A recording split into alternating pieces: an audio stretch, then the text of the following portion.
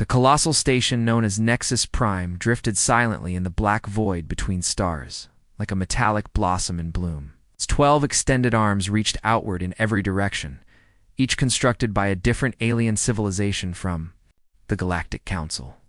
Soft blue lights traced patterns along the steel walls, and ships of countless designs moved in and out of its active docking platforms. But today was unusual. Today, an emergency session had been summoned by the Council, and the matter at hand left every alien leader uneasy. Commander Zixth moved swiftly through the curved corridors of the station. Her crystalline skin shimmered in the ambient glow, scattering rainbow reflections across the walls. Tall and elegant, with 4 fluidly coordinated arms, she carried herself with calm precision. As the military commander of the Veltani Empire, Zixth had endured many wars. But humans unsettled her in a way no other foe ever had. The council chamber buzzed with tension by the time she arrived. Representatives from 12 distinct species encircled the floating table at the room's center. Their appearances varied wildly. The Kavani resembled enormous bears, fur thick and gray, with 4 powerful limbs. The Brahmin were immense and elephantine, their long trunks swaying and their deep eyes radiating ancient wisdom. The Zephrons, ghostly and lithe, manipulated gravity with thought alone. General Mort of the Corvani was already speaking, his tone harsh as he slammed his 4 fists onto the table, making it tremble. Humans expand too quickly, he snapped. Half a century ago, they had one world. Now, they've planted colonies in 37 systems. They construct ships faster than we can track them. Elder Tuscaner of the Brahmin slowly raised his trunk. His voice was low and resonant, like a storm on a distant plain. We have observed many young civilizations grow rapidly. Most burn out, unable to sustain themselves. But the humans defy that pattern. They absorb every failure. They reshape to every threat. Zix rose, activating a holographic projection above the table. Glowing images of human vessels hovered in the air, slowly turning for all to examine. 3 months ago, our patrol, near the Vega system, engaged human ships, she reported. We destroyed 2 with ease. Their hulls fell apart under our energy fire, but observe this. The projection shifted to a new image. This ship appeared similar, yet enhanced. Armor covered the frame, and unfamiliar weapons jutted from the flanks. This vessel struck one of our convoys last week. They analyzed our weaponry and adapted. Our beams barely left a mark. A Zephyrian envoy called Whisper of Wind drifted lightly above his chair, his voice a soft rustle, like breeze over leaves. We deployed gravity wells to trap them. It's protocol when ships resist council jurisdiction, yet they escaped. Their engines exceeded every projection we modeled. General Mork pounded the table again. They don't fight like civilized species, he barked. We board their ships, they resist to the last breath. No surrender, no diplomacy. They carry weapons that explode, taking our soldiers with them. They fight like cornered beasts. That's exactly the concern, said Zaithara. They ignore the laws of war respected by every other spacefaring race. Whenever we capture their vessels, we find reverse-engineered tech that surpasses ours. They've repurposed our weapons, enhanced our shields, bypassed our defenses. Elder Tuscaner slowly swayed his heavy head. In my centuries of life, I have seen 17 species welcomed into the council. Each followed the same progression: contact, dialogue, integration. He paused, eyes narrowing. But the humans rejected our first approach. They ignored the second. Now they've begun expanding into regions already claimed by council members. The Kavani general rose, towering nearly 3 meters tall. They steal our designs and improve them. They analyze our maneuvers and counter them. Every time we strike, they return stronger. This cannot be allowed to continue. Zix scanned the gathered delegates, though their expressions remained composed. She could see the anxiety behind their eyes. Their ships are growing larger as well, she added. Our scouts report construction of vessels of unprecedented scale. Something new is coming, something we don't yet comprehend. Far from the council chamber, in another quadrant of the galaxy, Captain Jake Morrison stood on the bridge of his command vessel. The TCS Defiance was humanity's latest and largest warship. stretching over 3 kilometers long and armed with weapons capable of shattering a moon. But its true significance lay not in its size, but in what it symbolized. Every component on board had been taken from alien blueprints, then improved by human minds.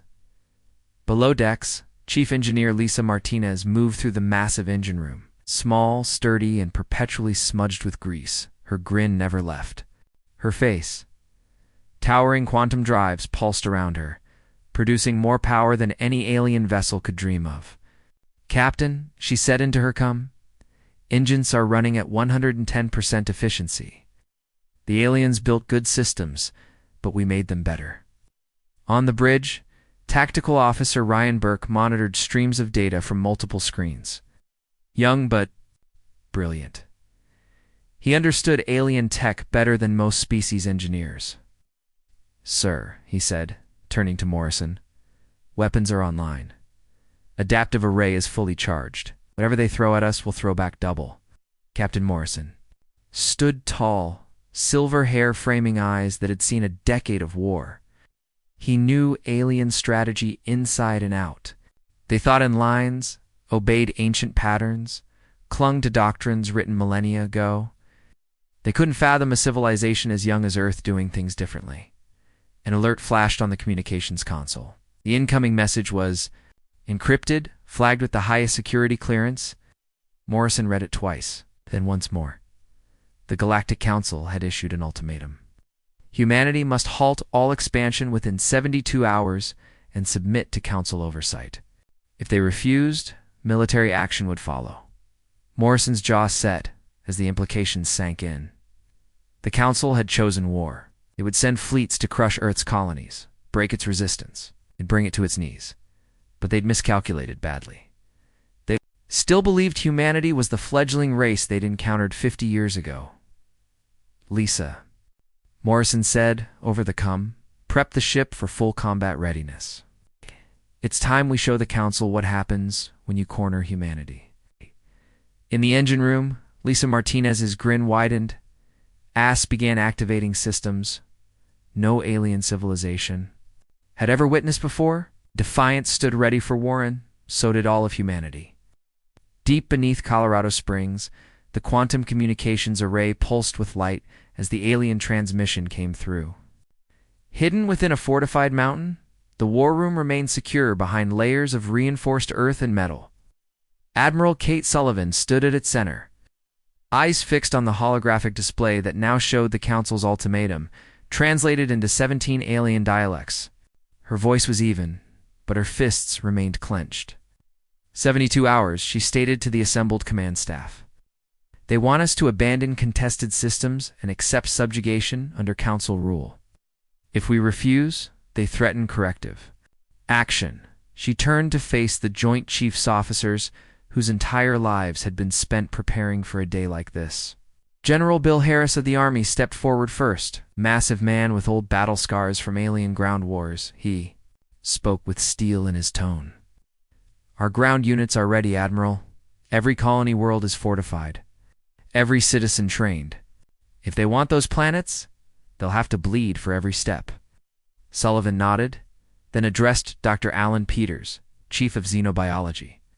A wiry man with thick glasses, Peters had spent 2 decades studying alien physiology and behavior.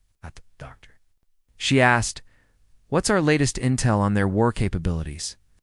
Dr. Peters brought up his own display, illuminating the room with tactical schematics. The Volani rely on energy shielding that's highly effective against conventional projectiles. Their ships are fast, but poorly armored. Corvini field heavy assault platforms with dense holes in plasma. Batteries designed for brutal close-range exchanges. The Zephrons use gravity manipulation to immobilize and crush targets. Colonel Nia Hayes from Military Intelligence stepped up next. She was small, composed, and razor-sharp. "In theory, they should outmatch us," she admitted. "Civilizations, centuries of combat experience, but we've been analyzing them for decades. Every encounter has fed our database." With a tap, she brought up combat footage and engagement logs. "They follow patterns," Hayes explained. "Volani always strike from distance. Kavani charge head-on. Zephron's attempt the same gravity traps every time. Their doctrines haven't evolved in generations. Admiral Sullivan took a step closer to the screen, and our edge, unpredictability. Hayes replied, "We don't play by their rulebook. No energy shields. Use composite armor and layered defenses. Our weapons are kinetic mass drivers that rip through their shields like nothing, but most critically, we adapt. Every engagement makes us stronger." Board the Defiance. Captain Morrison received his encrypted orders. He was to rendezvous with the main Terran defense fleet along the boundary of Council-controlled space. As the ship leaped into hyperspace, Morrison reviewed operational strategies forged over years. Unlike the alien coalitions, Earth's command doctrine prioritized one core principle: adaptability. Within the glowing hyperspace corridor, the Defiance surged ahead on a current of blue fire. In the engine room, Lisa Martinez monitored quantum output. Of the Villani stood before a massive holographic map displaying Council fleet positions across the galaxy. He was certain this display of overwhelming power would crush human resistance swiftly. No species had ever continued to defy the Council. After witnessing its might, the enforcement fleet will consist of 200 vessels, Admiral Catherine declared to the gathered delegates. 50 Villani cruisers equipped with energy weapons and shielding. 40 Corvani assault ships with plasma arrays and reinforced armor. 30 Zephyrion gravity ships. The remaining 80 vessels will be provided by our other allied members. Commander Zixera examined the fleet layout on her private terminal. "Admiral," she asked, "are we confident this will be sufficient? Humanity has shown extraordinary capacity for adaptation." Catherine's crystalline expression tightened with irritation. "Commander, you worry too much. We're fielding 200 ships against, at most, 50 human vessels.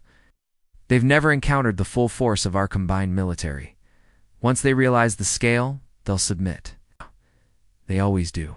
General Mork of the Corvani rumbled his approval. "No race has ever dared resist the full strength of the Council. The humans are resourceful but not suicidal." Back on Earth, the final preparations never ceased. In orbital shipyards above the planet, engineers worked tirelessly to complete the newest class of human warships. Every vessel was laced with advanced alien techs, studied and upgraded through human design principles. Their systems were unfamiliar to Council tacticians, their structure unpredictable. In his lab, Dr. Peters analyzed incoming fleet data. "Admiral," he said through his comlink, "I'm noticing a peculiar trend in their deployment. They're aligning in standard doctrinal formations, walls, lines, layered wedges, classic strategies from their historic conflicts." "Admiral?" Sullivan's brow furrowed. "Is this some ceremonial display?"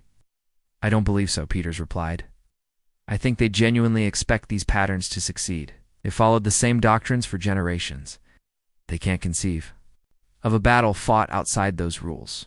As the final hours slipped away, both fleets drew near what history would call the Battle of Titan's Gate. The Council Armada arrived in impeccable formation, ships gleaming with fresh paint, weapon systems locked and ready.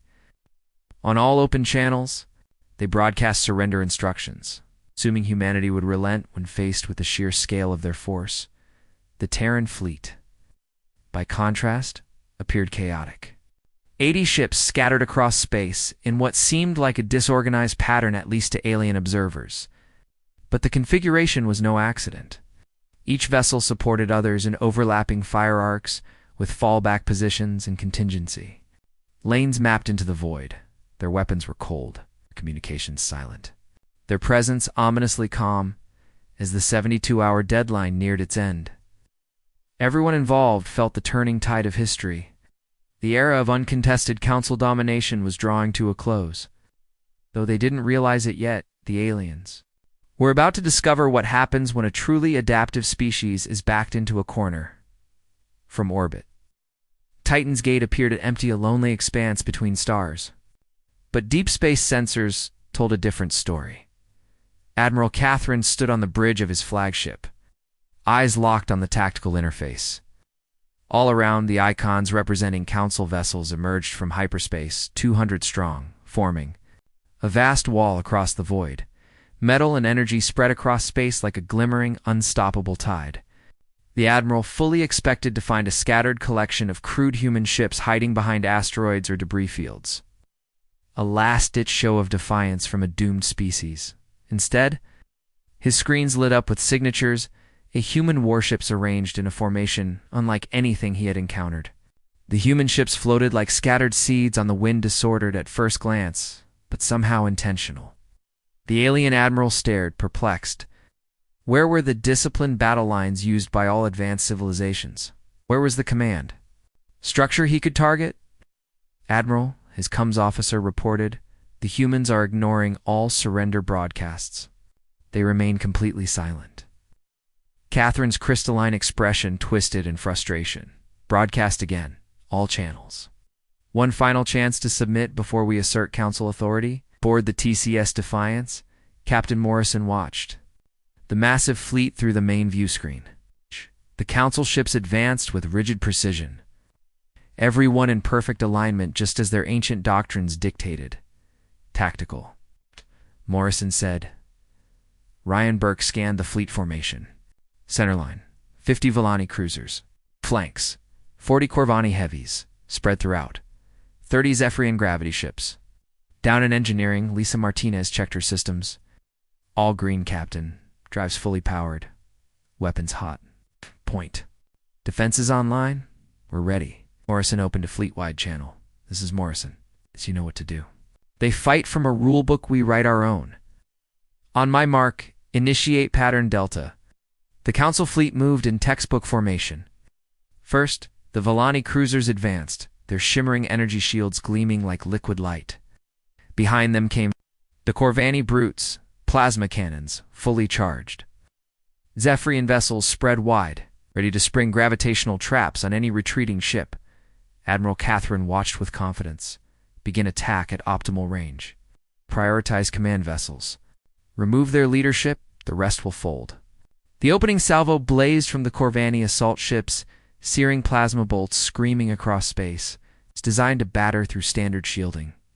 The gunners aimed with precision, expecting their targets to crack, but the human ships didn't. Flare with collapsing energy fields. Instead, the blasts slammed into heavy, layered metal plating, superheated but unbroken.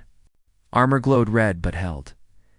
Then, human point defense systems sprang 2 life-automated cannons, firing streams of kinetic interceptors, swatting plasma bolts from the void like flies. What kind of defense is that? Catherine barked. Where are their shields? His tactical officer, Sixora, scanned again. Admiral. They're not using shields. It's solid armor and active point defense. Something hybridized. Then came the human response. Captain Morrison gave the command his crews had drilled. For execute pattern Delta, show them what real engineering looks like. The Defiance and her companions fired not with energy, but with raw physics. Railguns launched solid tungsten rods at relativistic speeds, each projectile a steel spear capable of piercing mountains. To the council fleet, it was unthinkable. Their shields perfect against energy offered no resistance. The projectiles punched straight through them. The first volley tore through Volani cruisers. Armor shattered, atmosphere vented, tire decks were pulverized. 3 cruisers vanished in fireballs. Admiral Catherine stared in disbelief. How? Those are primitive weapons. Commander Kara frantically tapped her console. Sir, those primitive projectiles are moving at nearly 10% light speed. The kinetic force is catastrophic. Our shields are useless. Elsewhere, the Zephyrions made their move. A whisperer of stars, leader of their gravity squadron, locked a nearby human ship in a crushing containment field. Space-bent, forces rippled the kind of trap that crushed vessels like cans. The human ship groaned, but didn't break. Instead, its engines blazed brighter, countering the gravity well with raw thrust. The Zephyrions hadn't accounted for fusion cores with that much output. The trap ship ripped free and accelerated straight at the nearest Zephyrion vessel. Impossible, Whisper of Stars murmured. No ship escapes level 7 containment. Field. Meanwhile, the Corvani, bred for melee, surged forward according to centuries-old strategy. They prepared for close-quarters slaughter. General Morick led the assault personally. convinced that sheer numbers and overwhelming firepower would crush the strange human defenses. His ships unleashed their full arsenal as they closed the gap, expecting the humans to break formation or surrender under superior force. Instead, the human fleet did something no alien commander had anticipated. They scattered in all directions upward, downward, and sideways, while somehow maintaining coordinated fire. The aliens' organized formation suddenly found itself. Encircled by enemies who refused to stay still, Captain Morrison directed the maneuver from his command chair. Watching tactical readouts swarm with vectors and positions alien software couldn't predict. "Ryan," he ordered, "target their command units. Lisa, give me everything those engines have. It's time they learn what it means to threaten humanity." The battle turned into a brutal, three-dimensional chess match with the humans, rewriting the rules entirely. Alien ships, built to fight in rigid formations, found themselves attacked from unexpected vectors. Human ships darted through space with relentless precision, impossible to lock down, difficult to even track. What the Council thought would be a clean engagement turned into chaos. More and more alien vessels exploded or limped away, their hulls mangled and venting air. It was then that Admiral Catherine grasped the truth. This wasn't just a different kind of ship or weapon. They were up against an entirely different philosophy of warfare. Every assumption the Council had built its strategy on was wrong. These humans weren't bound by tradition or protocol. They'd evolved beyond it, staring. At the tactical display in stunned silence, Catherine watched another cruiser squadron vanish in brilliant fireballs. Half his fleet was either destroyed or critically damaged, and the humans hadn't even begun to tire. He had fought wars on countless worlds, seen hundreds of battles, but nothing like this. "These humans don't follow the rules," he muttered. "They don't care about our honor or order, and worst of all, they're winning." "Sir Commander Sixara reported, we've received retreat requests from 17 captains. Corvani forces have lost 60% of their squadron. The Zephyrians say their gravity traps are completely ineffective against human reactors." Catherine's crystalline face hardened with fury and disbelief.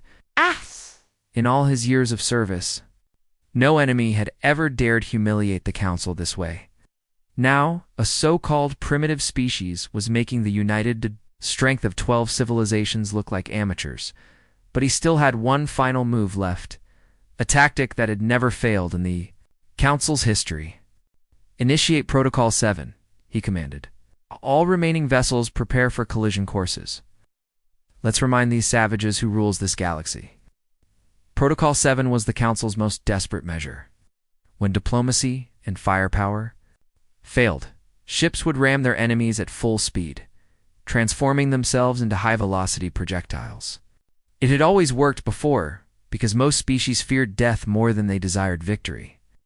Council captains counted on survival, not sacrifice.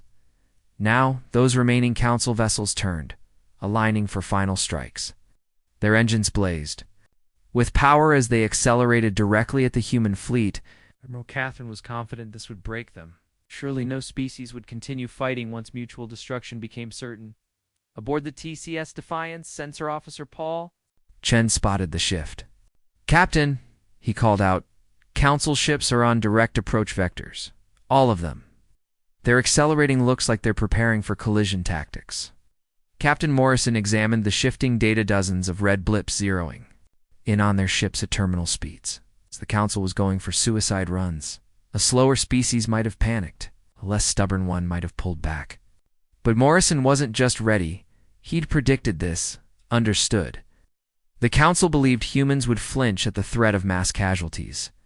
They were about to find out just how wrong that assumption was. "All ships," Morrison announced. "Over fleet comes, the aliens think suicide runs will break us. They don't realize humanity has been surviving wars like this for thousands of years. We know how to deal with ramming attacks. Prepare to execute Maneuver Omega on my command." The response was immediate. Human vessels surged forward straight into the oncoming alien charge, returning fire with unrelenting fury. What should have been suicidal collisions became violent exchanges of mass and velocity, where human design triumphed over alien construction. Below, Dex Lisa Martinez rerouted power with grim focus. "Captain," she reported, "our armor's holding. The tungsten steel layers are absorbing impact far better than simulations predicted. We can take the hits." The first impact came where Corvani heavy ships smashed into Terran destroyers. Built for energy duels and rapid assault, the alien craft shattered against human vessels engineered for kinetic stress. Years of studying wreckage had taught Earth's engineers a simple truth: Council ships, for all their power, were brittle under pressure. Ryan Burke coordinated defense fire, targeting multiple ramming ships at once. The point defense grid came alive, hurling tungsten flechettes and high-speed rounds that shredded alien hulls mid-charge. What should have been glorious kamikaze strikes turned into massacres. General Morick led the largest charge himself, his massive flagship screaming, toward the Defiance at terminal speed. A decorated commander with decades of combat behind him, Morick had never fled from any battlefield. His day would be no different, even if it meant his death. For the honor of the Corvani, he roared across all channels as his ship closed the gap. These humans will learn that some enemies cannot be broken. Captain Morrison watched the incoming giant on the screen. The Corvani vessel was massive, 3 times the size of the Defiance and armored like a siege engine. A ramming hit from that behemoth should have obliterated his ship, but Morrison had planned for this moment. Lisa ordered emergency power to forward deflectors. Ryan, concentrate all fire on their impact trajectory. Let's show them what human design really means. The Defiance didn't dodge. Instead, it aligned its bow to meet the charge, unleashing every weapon it had. Railguns, particle cannons, explosive ordnance, focused on a single spot on the Corvani hull. The barrage tore through armor just before impact. The 2 vessels collided. With a thunderous impact, the Defiance's reinforced prow crumpled in a controlled collapse, absorbing the energy across layers of composite plating and internal dampeners. Behind it, the crew was safe. The Corvani ship, however, buckled mid-charge and shattered. General Morick died, believing he had destroyed his target. Unaware, the Defiance remained combat-ready. All across the battlefield, similar moments unfolded. While Council ships relied on shields and agility, human vessels were flying fortresses built not to avoid damage but to survive it. Battered but unbroken, they kept fighting. Admiral Catherine watched the carnage unfold. The ramming tactic protocol. 7 was failing. He had expected destruction, not defeat. Now, ship after ship vanished in fire, while human vessels held formation. Some human ships were lost. Others bore scars and hull breaches. But most survived what should have been fatal collisions. "This isn't possible," Catherine muttered. "No race builds ships to survive direct ramming. No one fights like this." Commander Sixira was pale, struggling with sensor data. "Admiral, we're down to 38 vessels. They still have 67 operational. Ammunition is low, and crew morale is collapsing." As the battle turned hopeless, the remaining Council ships attempted to flee. But Captain Morrison had already planned the trap. The human fleet didn't chase like the aliens expected. Instead, they executed hyperspace jumps that intercepted the retreat. Council ships emerged into ambush zones, asteroid belts, orbital, traps, kill boxers filled with human ships. Every exit was sealed by vessels moving with terrifying speed and precision. The retreat turned to disaster. Alien captains realized too late they weren't just outgunned. They were being hunted by an enemy that fought like no species they had ever known. News of the Battle of Titan's Gate spread faster than the damaged Council ships could return home. Across planets long ruled by Council law, alien citizens stared at their screens in mute disbelief. The once unstoppable Enforcement Fleet 200 ships, representing the unified strength of 12 galactic civilizations, had been shattered by a species most had barely heard of, on Nexus Prime. The emergency session of the Galactic Council opened in chaos. Panic filled the air. Elder Tuscaner of the Brahmin rose first. His massive trunk trembled as he scanned the after-action reports. His voice, usually calm as ancient stone, shook with disbelief. In 3,000 years of Council history, he said, our enforcement fleet has never been defeated. Not once. But the humans, they didn't just win. They revealed technology and strategies we never imagined. Commander Zixthera sat silently at her station, her crystalline skin dulled. With grief, her fleet had been decimated. The few survivors spoke of the impossible, kinetic weapons bypassing energy shields, ramming maneuvers that failed completely, human ships operating in full three-dimensional tactics that made Council formations look primitive. The Zephyrion, delegate, whisper of wind, hovered weightlessly in his place. When he finally spoke, his voice was the sound of mourning. We used gravity fields that collapsed stars to trap them, he said. They escaped. Their engines produce energy levels beyond any calculations in our archives. We thought we were advanced, but they've already moved beyond us. General Morik of the Corvani was gone, killed in the suicidal charge against the Defiance. His seat was now held by war leader Gra, younger but already bearing the scars of many battles. His fur bristled as he leaned forward. Their ships moved unpredictably, he said. We planned counterattacks. They adapted instantly. Every time we found a pattern, they broke it. It's like they've been fighting this war for generations before it began. Silence settled over the Council like a funeral shroud. For thousands of years they had ruled this corner of the galaxy with near absolute control. Species either joined voluntarily or were coerced with overwhelming force. But humanity had shattered that illusion. Their response to Council dominance was ruin. Their ships left burning wreckage where once there had been fear and obedience.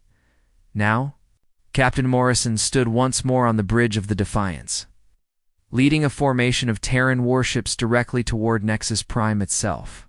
The massive station, once a symbol of unmatched galactic power, now looked fragile as it received a fleet scarred from battle but moving with mechanical grace. The Council had called for emergency negotiations.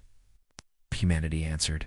The Defiance and its companion ships flew in flawless synchronization, their hulls scorched and blackened, but their systems cold and precise. The ship's approach sent a silent message to the station's observers. Humanity could destroy them, but had chosen.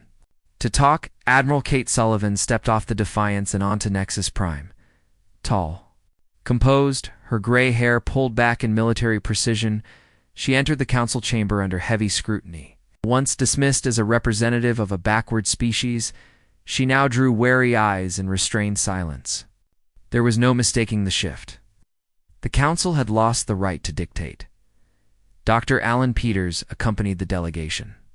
Once a xenobiologist studying alien species as a student of science, he was now a diplomat. His role was no longer to observe, but to build coexistence between equals. The irony wasn't lost on him. Human peace had achieved nothing. Human war had changed everything. The negotiations were brief. Admiral Sullivan spoke with the certainty of someone who knew they held all the cards. Humanity demands recognition. As a sovereign equal in galactic governance, she began, effective immediately, cessation of all limits on human expansion, the creation of mutual trade agreements benefiting every party involved, sovereignty across all recognized territories and colonies. Elder Tuscanor lifted his heavy head to reply. His voice no longer held the patronizing edge it once had when speaking of humanity. Now it was careful, measured. Admiral Sullivan, the Council accepts your terms. In addition, we would like to propose formal treaties that will prevent any future hostilities between our peoples. Commander Zixthera activated a holographic star map that shimmered above the Council table. We propose clearly defined borders separating human space from Council domains. Trade lanes will remain open to all civilians. However, military vessels from both sides will honor these boundaries without exception. Admiral Sullivan studied the map closely. The boundaries being offered recognized every system colonized by humanity, and even included a few extras valuable for both strategic and resource reasons.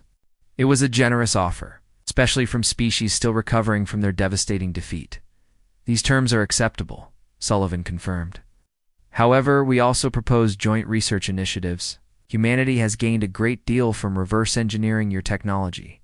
We believe the Council might also benefit from studying our engineering methods. The aliens accepted with little hesitation. After what they had witnessed, they could no longer deny humanity's capabilities. The notion that they might actually learn something from a race they once considered barely sentient was uncomfortable but undeniable. The evidence still floated in orbit, blackened alien wreckage drifting past the station. As the final signatures were inscribed onto the diplomatic records, just 3 days earlier, humanity had stood on the edge of war, facing extinction at the hands of a dominant interstellar order. Now, they were equals. Not through diplomacy alone, but through brutal, undeniable demonstration of strength and innovation. The Accords were formally named after the battle that had rewritten galactic history, the Titan Accords. They recognized humanity as a major power within galactic civilization and laid the foundation for peaceful cooperation among species whose understanding of war, tactics, and progress had always been fundamentally different. News of the Titan Accords reached human colonies with lightning speed. Across dozens of star systems, celebrations erupted as people gathered in city squares watching the broadcasts. For years they had lived under the shadow of alien interference and the threat of annihilation. Now, their children learned something new. Humanity had carved its place among the stars. Not through fear, but through brilliant strategy and refusal to kneel. On alien worlds, the response was more complicated. Some species welcomed the change, seeing in humanity a force that could challenge the Council's stagnation. Others viewed the outcome as a warning and immediately began accelerating their own weapons research, fearful of becoming irrelevant or dependent on human power. The balance of the galaxy was shifting. A new age had begun, one in which power and adaptation, not tradition, would decide influence. The story closed in Earth's orbit, where the construction of humanity's next. The generation of warships had already begun. The victory at Titan's Gate had proved beyond doubt that Terran military design had no equal. And though the Council now sought peace, the lesson had been clear. Others might rise in time. Admiral Sullivan stood on the wide observation deck of the orbital shipyard, arms folded behind her back. Below, engineers worked tirelessly on the skeletal frame of a new dreadnought, 5 kilometers long, armed with weapons that could shatter entire planets. But its greatest feature wasn't firepower. It was what the ship represented, the will to never be caught unprepared again. As she watched it take shape, Sullivan allowed herself a small, rare smile. Across the galaxy, the words Terran Warship now meant something very specific: strength, speed, precision, and resolve. The age of Council rule had ended. The age of human ascendancy had begun.